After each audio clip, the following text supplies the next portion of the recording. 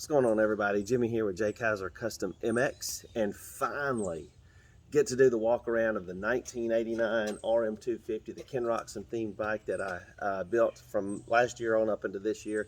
Took around to some Supercross events with me and got to display it there, so a lot of people got to see it. But finally, a little bit of what was involved in the restoration, what companies I used, what parts I used, some of the techniques that I used to get this bike back to this condition here. One thing I do want to say is I'm not sponsored or use any particular product or get paid to endorse anyone, so this is strictly just me. I just pay for it just like you guys do at full retail price most of the time. I get a little discount from a couple of companies to help me out because I do send them a lot of work, and just like maybe a sponsored rider might get a little bit of a discount, but otherwise I use whatever company I want to use because I'm not endorsed by any. So anyway, just wanted to throw that out there. Now this was probably a very special build to me. Found this bike last year. This is an era that I love, and I love these 89 through 92 Suzuki. So when I found it, I just fell in love with it. One of the things that I noticed about this particular bike is that it had a lot of good bones, as Charles says from MX Revival. It was all there. It had a lot of era-specific parts, not a lot, but a couple things, and it just it was a good bike to take on for a project. But as always, you know, it's the more you dig, the more you find, and this one was no different. So let's take a look around and see what I did, and we'll go from there. I'm going strictly on memory here, so I hope I remember everything and everybody and all the processes. So here we go. Let's take a look. First of all, absolutely gorgeous bike. There's nothing like that yellow and blue. It just pops in the daylight. Absolutely love it, and it's still my favorite today.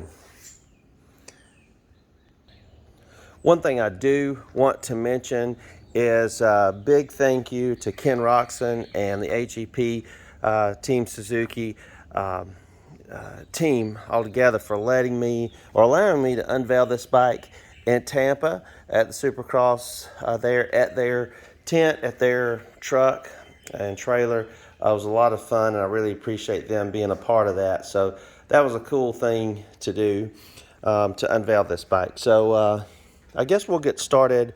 Let's start from the top down.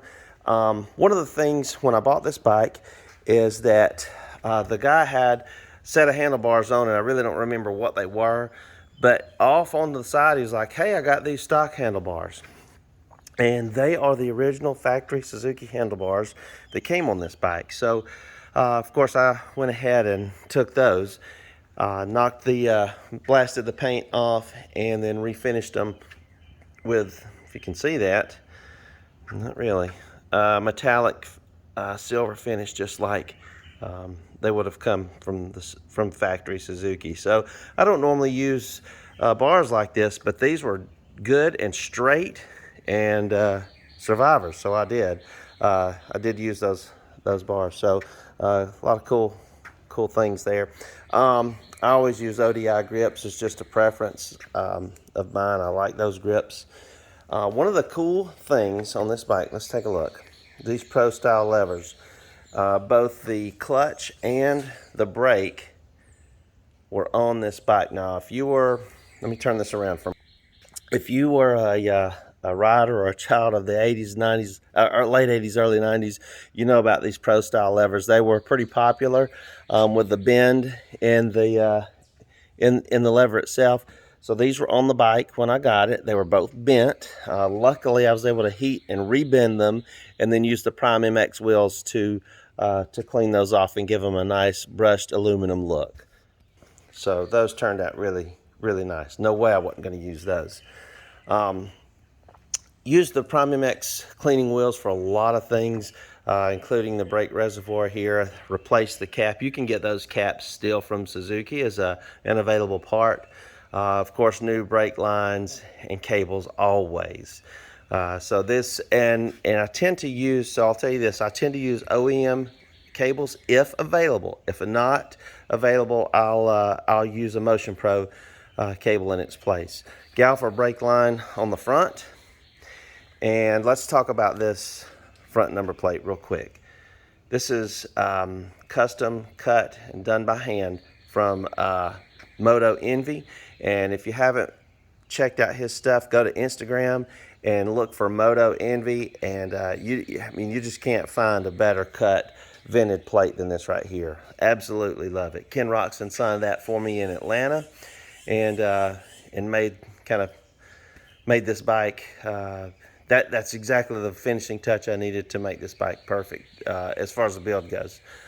As I mentioned earlier, Factory Connection is a great company that I use to rebuild these suspension components. You know, these 30, 34, 5-year-old components need a lot of love. Most of the time, they've not had any service whatsoever. So they take care of that for me. Now, vapor blasting on the triple clamps, typically the same parts I'll send: the carburetor, in this case this aluminum frame brace, also the swing arm, things such as that, the gear shifter, brake lever, and even the head stay brackets, motor mounts, things such as that. So I always send all those things to be vapor blasted. You just really can't beat that. So all those parts were done. One thing I want to see if I can point out here, if you can see it under here, this Answer AccuTrax handlebar clamp. This was sort of a trick part back in the early 90s.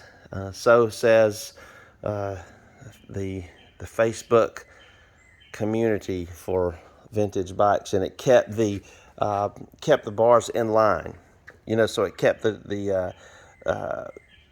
basically the clamp, or the handlebars rather, and the forks in line to keep them from getting twisted. So kind of a neat piece. It was on the bike when I got it, so of course I cleaned it up and reused it. Let's go back to the forks for just a minute. On the 89 and 90, these fork guards are extinct. You can't find them, and if you do find them, they're pretty they're pretty well crusted up or broken or brittle, whatever. For whatever reason, UFO makes everything except for fork guards for an 89 or 90, but they do make them for the 91, 92. There are people that have figured out a way to 3D print a bracket to use those, and I found a guy online, probably in a Facebook forum, or a Facebook page rather, who made those, and I contacted him and asked him if he could 3D print me a set. I'd be glad to pay him, and actually he did just that. He got right on it. So these fork guards are your 91, 92 fork guards. Okay. Let's see. Brake calipers are also included in that list of parts that gets vapor blasted. So, you know, I always want those to be nice and clean. And then you rebuild. So basically, brake caliper process is always the same. You break these things apart, kill them all apart, vapor blast it, and then rebuild with new seals, piston if needed, if you can find one, and new brake lines. Now in this case, both the front and the rear rotor were warped and had to be replaced. And my thought is to always use an OEM style or OEM replica type of brake rotor. That was pretty hard to find on this one. I was able to find these two that are pretty close, but not exact.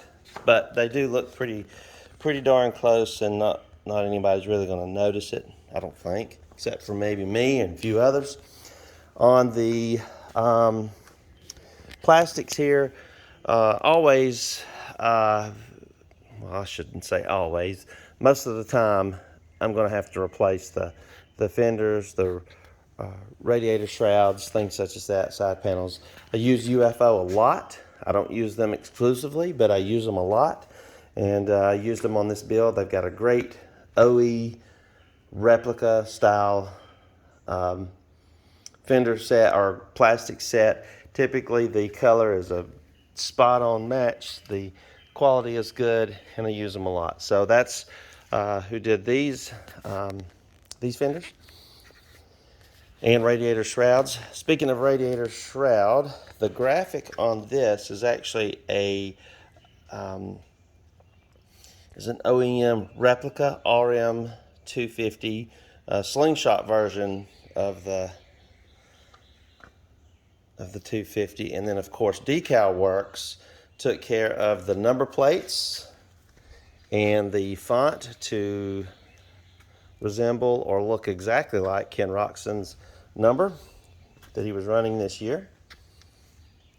Well, he runs it every year. And then some Decal Works individual logos that I had left over from a previous build, but not the fox head. I found that one actually on eBay, along with the vintage Pro Circuit decal. Kind of hard to tell in here on this video, but that's kind of a lime green and orange and pink old Pro Circuit. Went perfect with this build. All right, let's see where we're at here. Let's see, linkage also vapor blasted, shock body vapor blasted, cylinder vapor blasted.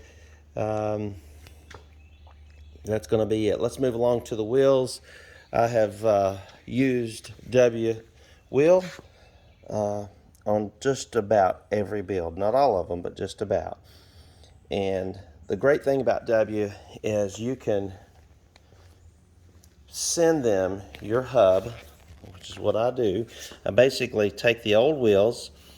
I will basically just cut the old rim off, the old spokes off, till I get to the hub. I clean the hub up. I take all the internals out. I replace with new OEM bearings if available, and Pro X if OEM bearings are not available, but typically they are. And then I have the hub powder coated.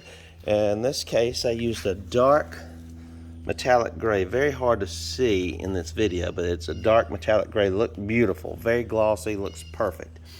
I have those powder coated, and then I send Cole at W Wheel the hub, the internals, and the new bearings. I just send it all in a box, both front and rear, and I fill out the form, let him know exactly what I'm looking for. We usually talk by phone or email a time or two, and then he ships me back a perfectly built wheel.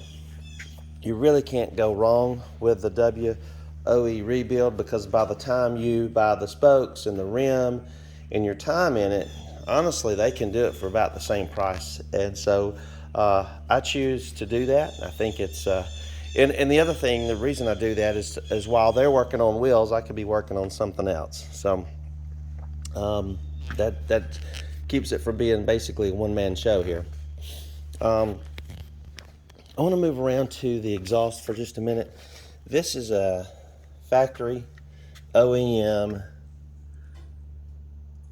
1989 RM250 exhaust. Absolutely gorgeous. You can see a little pitting and a little bit of I guess deterioration, you might call it, down here on the bottom. To be expected. I sent this pipe to Robbie's Pipe Repair. Again, you can find him on Instagram, and for really a very good price, you can just send him the pipe and he can blow all the dents out of it, make it look nice, which he did for me, and actually hit it with the Sandblaster too. So then when I got it back, I finished it off with the Prime MX cleaning wheels and did a heck of a lot of WD-40 soak on this thing to kind of impregnate that metal and hopefully keep it shiny for a long time. You have to constantly maintain these though, so it's a little bit of a challenge. Now, the silencer on this motorcycle. Let's take a look at this thing. I have, this was on it and in decent shape. I cleaned it and restored it again with the Prime MX cleaning wheels. A little dark right there so you can't see. And got a few of the dents out. Made it look absolutely gorgeous again. And sent a picture of this to just about every exhaust company out there. And nobody seems to know who made this thing. The way that the front pipe is bolted into the can makes me think FMF. They're not 100% sure, and neither am I, but it came on the bike. I thought it was cool. Refinished it, repacked it. Sounds good. Looks like a good, 80s, 90s piece, so it was fitting to keep it on the bike. So that's what I did. For powder coating, I use two companies, and I'll tell you why. Because all my big parts, such as the frame, maybe say a swing arm, if that were in the works, big parts like that, I will send over to Greg Scoggins Powder Coat here in Georgia, and he lives close to me. I can drop it off on Monday and literally pick it up on Wednesday. So it's and when I get my frame powder coated, that's the first start of the rebuild process. It's kind of like your canvas as a painter. You got to start with something. That's how it starts. So I always send him three things: my frame, or two things really: my frame and my shock spring, and we'll get that knocked out right out of the gate. Now the other company I use is State Line Powder Coating in Ohio, and the reason is because I use them for Cerakote. And if you'll notice, the bottom of the engine has a color or a coating on it, and a little bit tough to see here, but it is close to, say, an aluminum color finish, just a tad bit darker. I love the way it turned out, and I always use him for those types of parts. So so that's what's going on with the motor here. The cylinder, I keep it as a raw aluminum vapor blasted finish, so that's the way I like to do it. Same way on the swing arm on this build. All right, so let's move along to oh, real quick, the foot pegs. I decided to keep the stock ones just for the nostalgia look of the 89, to keep it looking like it might have looked in that 1989. The factory blue, the little bitty skinny things with these things like 1 inch wide. Always new hardware for those. And there you have it. So let's talk about the motor. As always dig all the way down into the motor and start from the inside out. I use all OEM bearings and seals that are available. If OEM is not available, then I move over to a Pro X bearing. But I will search the world over for OEM bearings. Let me talk about that. So first thing I do when I'm rebuilding a bottom end, so like I said, I look for OEM bearings and seals. If I can't find them on a, let's say a company I use, in this case, I always go to Rocky Mountain ATV. I go to their OEM parts selection, see if I can find it there. But I use others too, not just Rocky Mountain. And then if I can't find it, I type that part number in Google or eBay, and I search for it there. So I really do a lot of work searching for OEM bearings and seals for these motors. And sometimes I will find one, and it may not even be cheap. It may be somewhat expensive, but it's just part of, I feel like at that point, if I've already got it down, that's what I want, that's what I'm searching for, that's what I want to do. So even if I have to spend a little extra for this one bearing or this one seal, I think it's worth it, and it's just what I want to do. So lots, if not all, I think in this particular bike is OEM bearings and seals in the bottom end. Now let's go back. The crank was actually in really good shape in this bike, but you can't keep that old crank. There's just no telling. When you're digging into a motor or a motorcycle or an old dirt bike for that matter at all, you're digging into the history of it. You know, what's this thing been through? What's it like in here? What's it look like inside the motor, outside the motor? Is somebody taking a jackhammer to this thing to get it apart sometime? I mean, you're really studying the life of this thing all the way up until till right now. So the crank was rebuilt with new. Actually, it was a Pro X kit on the crank. It was sent to Ken O'Connor. I like using Ken O'Connor for crank rebuild because you get it back quickly, and he does a good job. Got interrupted. As I was saying, Ken O'Connor does the crank. I like using Ken because his turnaround time is very quick, does a good job. The cranks come back perfect, and I think it's a good price. So there you have it. Now, you've probably heard me say more than one time, Millennium Technologies is where I send my cylinder. I like to do that because I send them the cylinder, I send them the power valve, I get the cleaning service, the cylinder resurfaced, and I buy the piston and rings from them because they go ahead and size it up and gap the rings and do everything.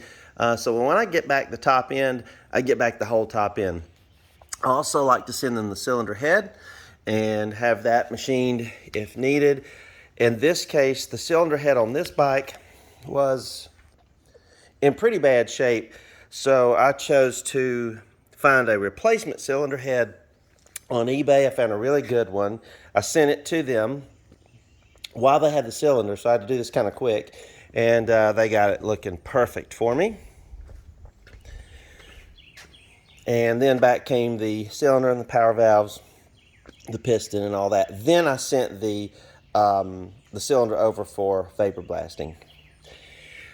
On this, I've used probably 3-4 different fastener companies, and I think they all have great kits, every one of them. On this build, I used spec bolt on the engine fasteners. They had a good kit for this bike, and I've used them before, and I like their kit, so I used it. There are specific, I guess you'd say specific OEM nuts and bolts that belong on this bike that you really don't want to change out, or I don't. And so there's a lot of OEM bolts that I chose to buy on this. Like, for instance, the frame brace, or this frame side brace bolt, the top and the bottom are very specific. You could replace it with something else, but I don't think that's the right thing to do. Let's see, such as the rear master cylinder fasteners, those are OEM, and so of course is the Kickstarter bolt. So things like that, you want to use the right one. I typically will just go ahead and replace the the nuts on the linkage, things, shock, things like that, that I can just get new ones if I place a parts order.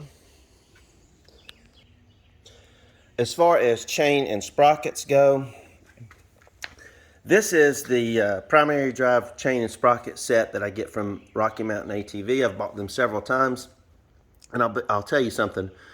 I have personally put this chain to the test, really to the test, and I don't know who actually makes the chain, but it's a great option. And so I chose to go with with this set on this build. I like them, and that's what I went with. The chain guide rather, they all look like crap after about 30 years. So use the Prime MX wheel to get it back in good shape. I don't remember. No, I had to do the best I could with the chain guide portion. The wear block at the bottom was a replaceable item, and then I use the OEM bolts that are part numbers for this for these chain guides because they're very specific in length, and I want the right ones, and that's just what I do. So let's see here. Let's move along. Most of the let's see, new Boys and Reeds, new lines, of course. The cleaning wheel, the Prime-MX cleaning wheel on the on small parts such as the fuel petcock, you know, just anything like that. Now, let me tell you something on the radiators. I did replace these with aftermarket radiators. These are, gosh, I can't remember the name of them. GPI, I think. You can buy them on eBay, but they're pretty good radiators, actually. I've used them before, and they work great. One thing I want to start doing a little differently, if possible, is to redo the factory radiators. So I do have them, and they're not bad, actually. So I'm going to work on those. I've kept them so that I can straighten those out, maybe get them braced, cleaned up, and I want to have those for this bike specifically. So I still have them. That's part of it. Let's see, seat cover, seat foam. The seat cover is from a company called Pit Replica. I've used them 2 or 3 times. They've got a good quality seat cover, and just a good replica seat cover for some of these old bikes. And I've probably used them half a dozen times, if not more.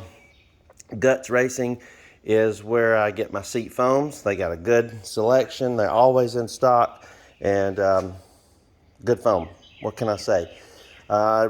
Restored the tank on this. If you've followed along, this is the second tank that I had to restore. The first one was broken, of all places, up here, behind the screw, or behind the insert for the screw for the petcock. Did not know it was broke there, but it was, and it leaked like a funnel. So, yeah, 2 tanks later. 2 restored tanks later.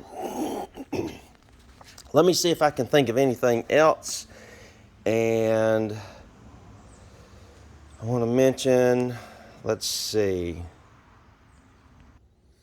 Okay, I can't think of anything else that I could have possibly left off. Maybe if you think of something or have a question about maybe something that went into the build, just drop a comment below, and of course I'll get right back to you on that. This is a great build. One of I say it every time. It's one of my favorites. I loved. So I'll just tell you a little bit about how I decided on what I was going to do. In the beginning of this build, I was going to build a Johnny O'Mara replica bike for 1989, number 20. Found only a few pictures online of his bike then, but was in the midst of the search. I was going to see if I could contact him, maybe get some other photos. I've done that in the past and been somewhat successful doing that. I had on the stand, I had the frame, I think the suspension, swing arm, that was it. Everything else was in the midst of rebuild. Ken Roczen made an announcement. He was moving to Team Suzuki, and as I sat in this shop staring at this frame, thinking about what I wanted to do, it hit me. You know, that's what I want to do. I want to make this a Ken Roczen themed bike. So there began the idea of what to do, how to unveil it. You know, getting in touch with Ken's team and working through kind of the process there. Well, it worked out. You know, it was a lot of fun. It was a great build, a great looking bike. There's probably 800 million pictures of it floating around online. Ken really enjoyed seeing the bike. He was grinning from ear to ear when he got a chance to take a look at it. I don't even think he was born when this bike was manufactured, but nevertheless, it was a lot of fun. This bike is absolutely gorgeous, runs great. I've done a few heat cycles on it. It's just about spot on right now. I'm usually a little heavy on the jets one way or the other, or lean, but typically not. I'm usually very rich, so I'm backing off. But kind of hit this one about right. It's just about right to me. I've taken it for a few laps up the road and back. Running's really good. Smokes like I like it. Don't idle. All the good stuff, you know.